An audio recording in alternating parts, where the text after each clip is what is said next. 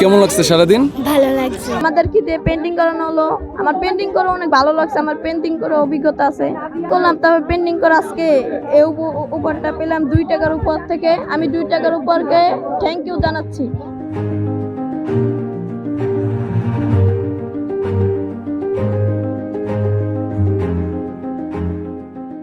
আজকে আমরা পড়াশোনার বাইরে গিয়ে একটু তোমাদের সাথে সময় কাটাবো, দেখবো যে কার কি প্রতিভা আছে, কে খেলাধুলায় ভালো পারে, কে আর্টে ভালো পারে।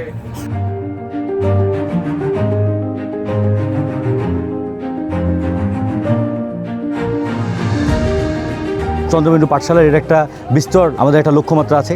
এই যে 47 জন স্টুডেন্ট এখানে আছে, এরা প্রত্যেকজন হচ্ছে ছিন্নমূল এবং বলা যায় যে তাদের দারিদ্র্যতে এমন একটা জায়গায় আছে তাদের আসলে খুব ভালো জায়গায় বা ঢাকা শহরের মতো একটা জায়গায় কোনো স্কুলে পড়াশোনা করার মতো অবস্থা নেই। তো ওই জায়গায় থেকে আমরা এই উদ্যোগ নিয়ে তাদেরকে একটু শিক্ষাদান করার চেষ্টা করছি।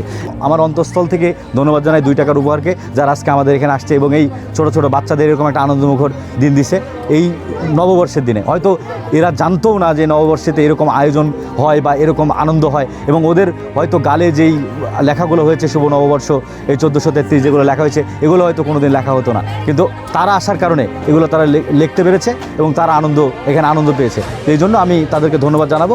আমরা এই আয়োজনটিকে আরও বেশি প্রাণবন্ত করে তোলার জন্য আমরা তাদের হাতে এবং গালে চিত্রাঙ্কনের একটি ব্যবস্থা করেছিলাম, এবং তার পাশাপাশি আমরা চিত্রাঙ্কন প্রতিযোগিতা, তাদের সাথে আমরা পিলো পাসিং একটি গেম খেলেছিলাম, এবং পরবর্তীতে তাদের ভিতর থেকে আসলে যারা টপার্স এসেছে তাদেরকে আমরা পুরস্কার দেওয়ার ব্যবস্থা করেছি।